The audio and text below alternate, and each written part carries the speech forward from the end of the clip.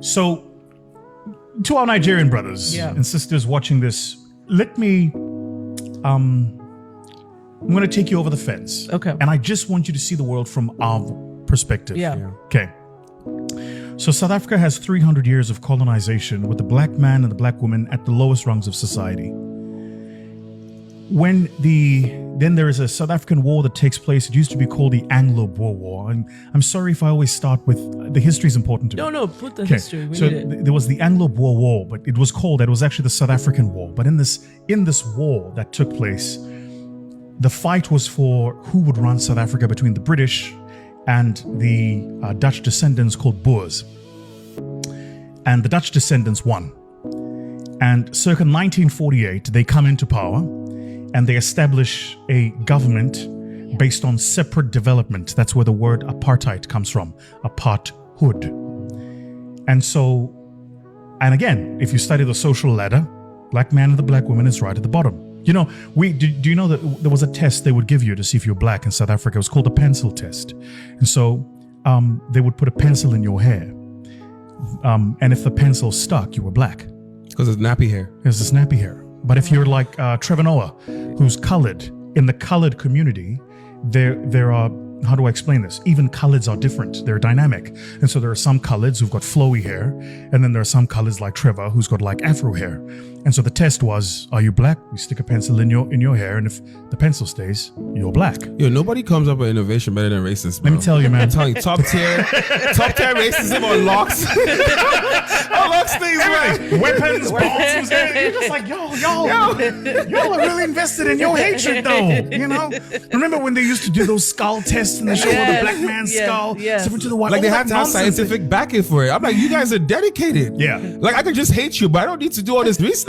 Nobody spends more time finding proof than a liar. Yes. You know, because the proof, the truth doesn't need to be, doesn't need to be lied about. Anyway, so I make this point only to say that the reason these tests existed was because being black meant something. It meant you were at the lowest rung of society. Even there were rules and laws around jobs. So we had a Job Reservation Act, which meant certain jobs were reserved for certain population groups. So it didn't matter how capable or talented you were. If you were not that population group, an immutable quality, you couldn't get the job. Okay. Now, I say that only to make the point. Early 1980s, the fever changes, the politics change, the geopolitics change. In 1990, South Africa, of course, is taken out of the kind of the global world, is shunned. We are removed from the Olympics, we're removed from the World Cup, all of these things. 1990, Nelson Mandela gets released from prison. And he wasn't released because of the goodwill of the other side. He was released because the economic system of apartheid could no longer sustain. Sooner or later, even for racists, things come down to economics. That's why none of us knew Elon Musk true belief until it affected his wallet. Then we saw it, right? Anyway, so in 1994, when the miracle of South Africa happens and we all take to the vote, one man, one vote, and the country's freed and the laws change. For the first time, you can be black and successful and not an exception. Because there were black successes before that. My own mentor who passed away, Richard Maponya, built businesses during apartheid. But he had to find workarounds around the law. So you had to be an exception to succeed. But now you could be black and make it. So around that time, the blacks are like, man, finally, let me get me a shot. And then out of nowhere, these goddamn Nigerians, now shows up Chica now. Who's this now? And then, Chica, she grew up in the US, and then she went to the school, and I'm like, hold on, I didn't go to the US. What's this about? And Chica's like, and she's got all this. So the tension is because it's like we're just like, can we just get a minute? Can we just give us 50 years. 50 years, let us get a bit of the pie. Y'all can come later. I just said, hell no. The Nigerians are like, no, we're here. So I think that's a big part of it. Yeah. Right? Okay. And I think the struggle is, this is why, it's why I take the work I do in the continent so seriously, because I understand the subliminal messaging that there are fellow countrymen who see me and go, why is he always there?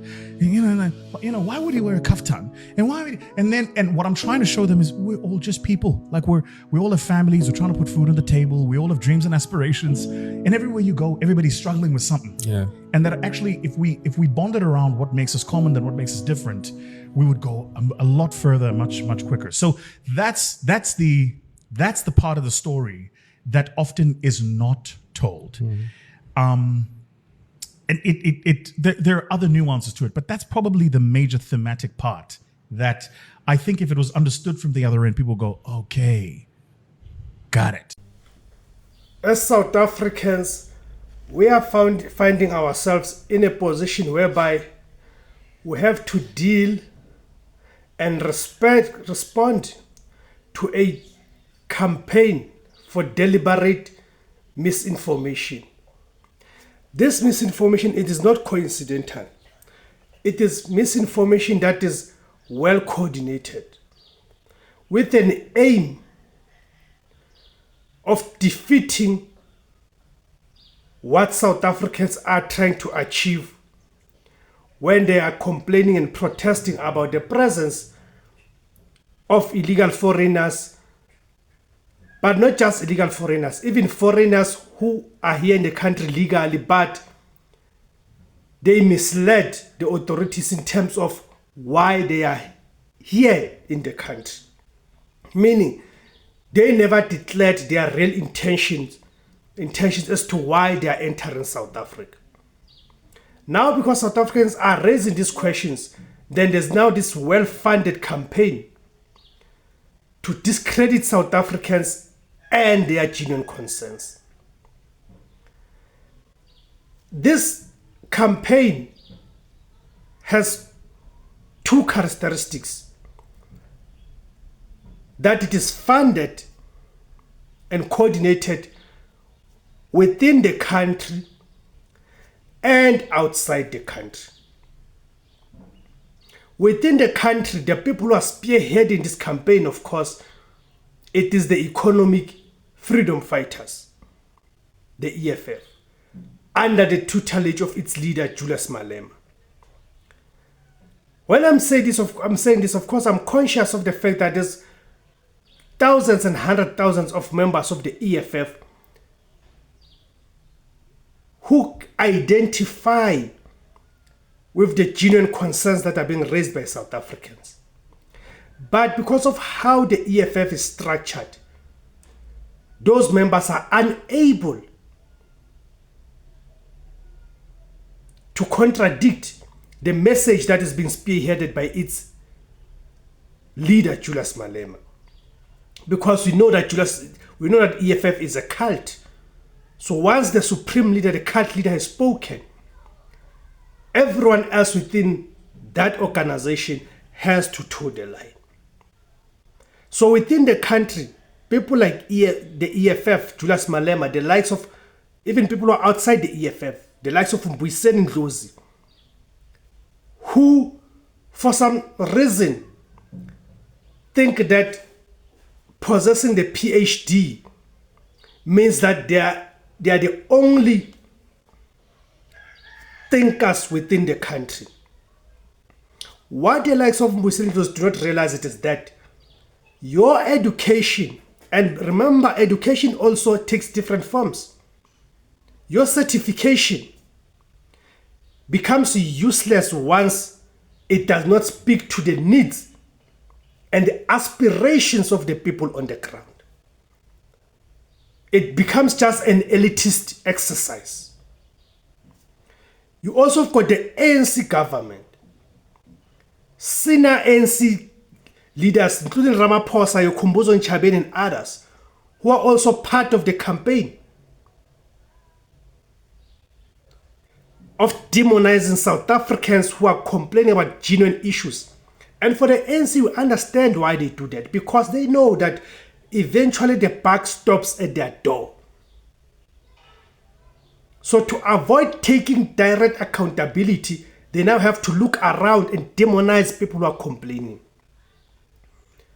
The second characteristic is that this thing, it is funded and coordinated outside of South Africa. Nigeria being chief among those, Ghana, right, and others, who for some strange reason, this is the funny thing about people from those countries.